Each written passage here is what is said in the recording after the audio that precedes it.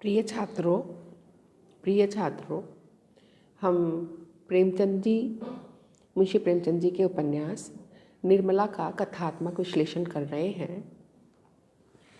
प्रेमचंद जी ने युग जीवन से प्रेरणा लेकर सामान्य जनता और किसानों के देहाती जीवन को अपने साहित्य का आलंबन बनाया।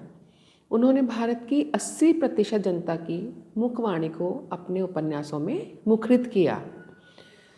तो मैं प्रेमचंद जी ने अपने उपन्यासों में पात्रों का चरित्र चित्रण, उनकी वास्तविकता, पात्रों की संख्या, पात्रों की व्यक्तिगत या जो सामाजिक विशेषताओं को उन्होंने मुखरित किया और कैसे ये अपने पात्र समाज और ये सारे जो पात्र हैं ये समाज और वर्ग का प्रतिनिधित्व करते हैं।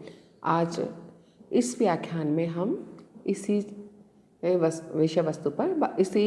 विषय पर बात करेंगे।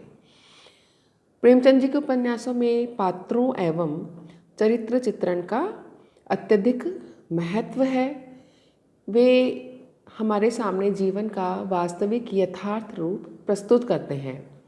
प्रेमचंद जी के कई उपन्यासों के प्रारंभ में प्रायः लिखा होता है कि इसके पात्र पूर्णतया कल्पित हैं, लेकिन यह सत्य नहीं है। वास्तव में ये एक भ्रमपूर्ण कथन है। उसकी सत्यता की सीमा मात्र यहीं तक सीमित होती है कि पाठक उन विशेषताओं और प्रवृत्तियों से संपन्न व्यक्ति को जानता है, पर उसके परिचित का वह नाम नहीं है। उपन्यासकार मानव जीवन ही जीता है, कोई दैवी जीवन नहीं जीता। हमारे मध्य ही वह रहता है। हमारी जीवनगत विषमताओं एवं दुरूहताओं से उसका भी साक्षात्कार होता है और उसकी कटुता का पान उसे भी करना पड़ता है। वास्तव में उपन्यासकार आत्माभिव्यक्ति करता हुआ एक शब्द जाल सा बुनता है, उसको नाम देता है, उसको जीवन देता है, इसमें प्राण का संचार करता है। वह स्त्री है या पुरुष है, यह भेद करता है।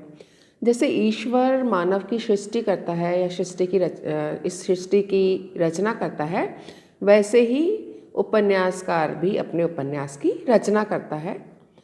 बस इनमें अंतर इतना ही है कि ईश्वर ऐसे ना जाने कितने लोगों का निर्माण करता है जो बिल्कुल भी दिलचस्प नहीं होते, क्योंकि ईश्वर को इस चीज़ की चिंता नहीं है कि उसके पात्र, उसके बनाई हुई सृष्टि का किसी में दिलचस्पी है या नहीं है। लेकिन उपन्यासकार को अपना जो उपन्यास है उसकी रचना के लिए दिलचस्प पात्रों का सृजन करना ही होता है।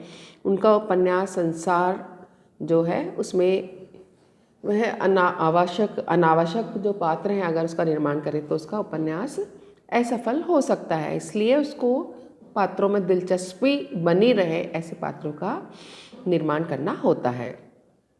वास्तव में उपन्यास रचना किसी निश्चित उद्देश्य को सामने रखकर होती है। केवल मनोरंजन या कल्पना लोक का निर्माण करना उपन्यासकार का कर्तव्य नहीं है, दायित्व नहीं है। उसका दायित्व है सत्य का अन्वेषण करना, मूल्य निर्माण करना और समाज का दिशा निर्देशन करना। अपने अनुभवों को उपन्यासकार पाठकों तक पहुंचा सके, यही उसका उद्देश्य होता है। इन पात्रों का वास्तविक होना भी आवश्यक है, क्योंकि तभी उपन्यासकार अपने उद्देश्य में सफल होगा। यही कारण है कि प्रेमचंद जी के निर्मला और जो उनके अन्य उपन्यास हैं जिसमें गोदान है, उसमें धनिया, होरी, गोबर, ये सारे पात्र समाज के या हमें अपने अत्यंत निकट के प्रतीत होते हैं। लगता है जैसे ये हम में से ही कोई व्यक्ति विशेष है।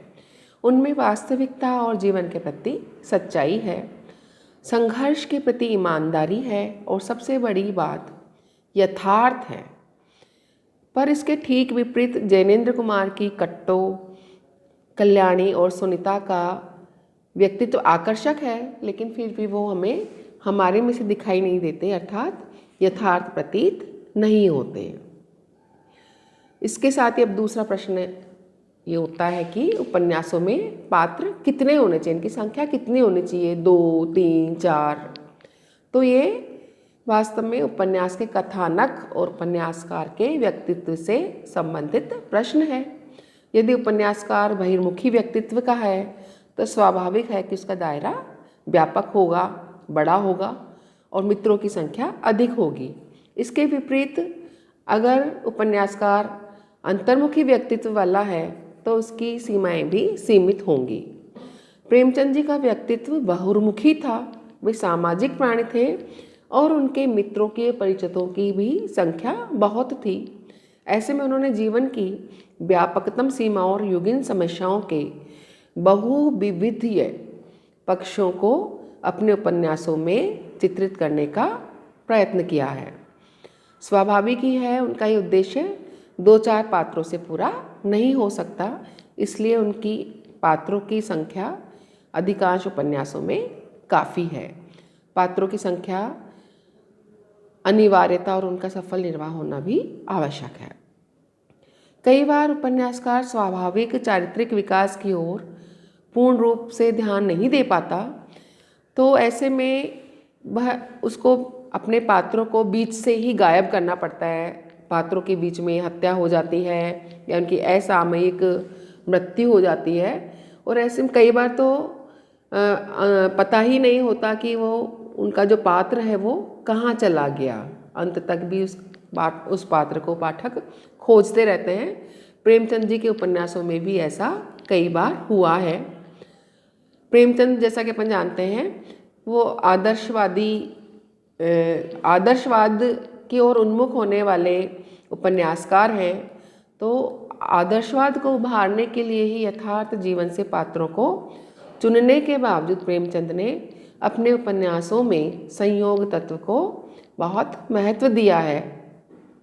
हम देखते हैं कि प्रायः उनके जो पात्र हैं वो, मतलब कई पात्र, सारे तो नहीं, वो अस्वाभाविक, अयथार्थ या यांत्रिक से हमको प्रतीत होने लगते हैं। जैसे अगर निर्मला उपन्यास को ही हम देखते हैं तो उसमें मुंशी उदय भानुलाल अपनी पत्नी से झगड़ा करके घर से बाहर निकलते हैं। बाहर निकलने पर वो देखते हैं कि निकलने पर मतई, जो किसी समय में उन्होंने उसको सज़ा करवाई थी, वो उनको रास्ते में मिलता है, झगड़ा करते हैं और वो उसको उनकी हत्या कर देता है। तो ऐसे लगता है कि क्या वो इसीलिए बाहर निकले थे कि मतई उनको मिले और मार डाले। तो इस तरीके से वास्तव में प्रेमचंद जी जो हैं उनको इसमें निर्मला के घर की आर्थिक विषमता दिखानी थी। तो आर्थिक विषमता के लिए उन्होंने उसको, उदय भानु को मारना उनके लिए ज़रूरी था। ऐसे ही अन्य कई उपन्यासों में रंगभूमि है, जैसे रंगभूमि में सोफिया का माँ से झगड़कर बाहर निकलना इसलिए होता है कि वो एक अग्निकांड देखे और विनय सिंह उसके समीप आए। गबन में देखते हैं कि रामचंद्र, जो रामनाथ है, उसको चुंगी घर में नौकरी मिलती है, वहाँ से उसने पैसे उड़ाए, कंगन बनवाए और लास्ट में जाकर के गबन का आरोप लगा और उसके जीवन में कई सारे संघर्ष उत्पन्न हुए। तो ऐसे कई सारे हम देखते हैं कि प्रेमचंद इस तरीके के कई पात्रों का अपने उपन्यासों में निर्माण करते हैं, या इस तरीके के कई पात्र प्रेमचंद के उपन्यासों में आते हैं। प्रेमचंद जी के अधिकांश पात्रों पर यह भी दोष लगाया जाता है कि वे टाइप या स्थिर पात्र हैं।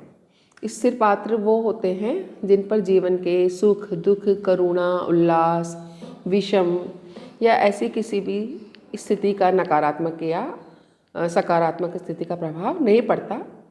वास्तव में ये पात्र किसी न किसी वर्ग के प्रतिनिधि बनकर आते हैं।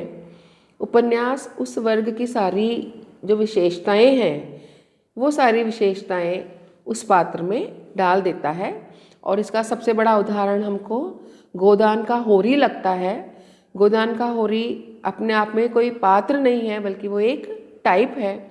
वह भारत के असंख्य सीधे साधे, धर्म में आस्था रखने वाले, नैतिकता का विशिष्ट मूल्यांकन करने वाले कृषकों का प्रतिनिधित्व करता है, जो कि जीवन भर संघर्षरत रहते हैं, जिन्हें परिस्थितियों की विषमता सदैव पराजित करती है और अंत में उनकी अत्यधिक ही दयावादिता, मतलब दयनीय सज्जनता और आदर्शवादिता जो है वही उनको ले डूबती है। तो ऐसे पात्र स्वयं नहीं बदलते, उनके संबंध में हमारी धारणा बदलती है। ऐसे पात्रों के बार बार परिचय देने की आवश्यकता नहीं होती।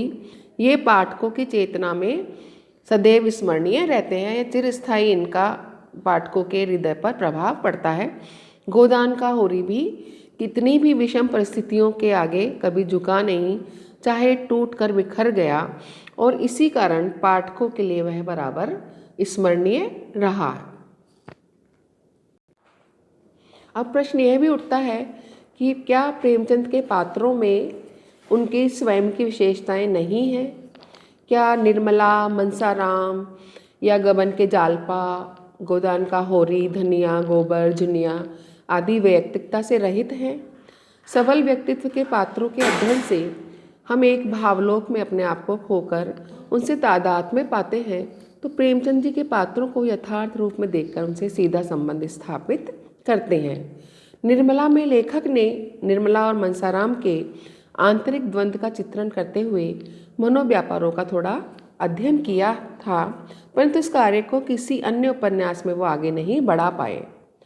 संक्षेप में हम कह सकते हैं कि प्रेमचंद जी के पात्र अपने वर्ग के प्रतिनिधि भी हैं और काफ़ी हद तक व्यक्तिगत विशेषताओं से युक्त भी हमको वो दिखाई देते हैं।